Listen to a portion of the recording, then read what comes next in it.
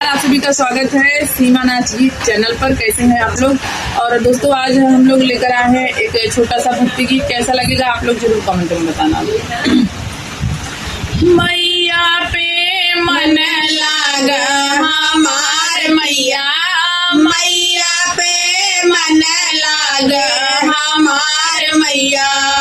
कौन राजगीर वारे मंदिर बनाया, कौन राजगीर वारे मंदिर बनाया।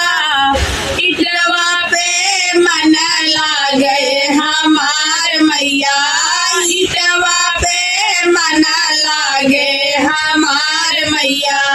मैया पे मन लागे हमार मैया, मैया पे मन लागे हमार मैया। कौन दर्जी रे चुनरी सिलाया, कौन दर्जी रे चुनरी सिलाया।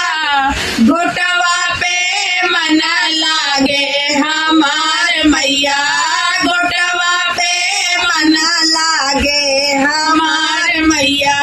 मैया पे मन लागे हमार मैया, मैया पे मन लागा हमार मैया, मैया पे मन लागा हमार मैया।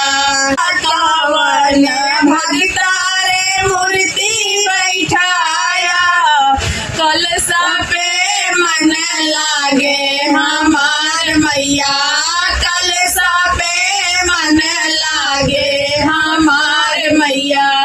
मैया पे मन लागे हमार मैया, मैया पे मन लागे हमार मैया। जय माता दी।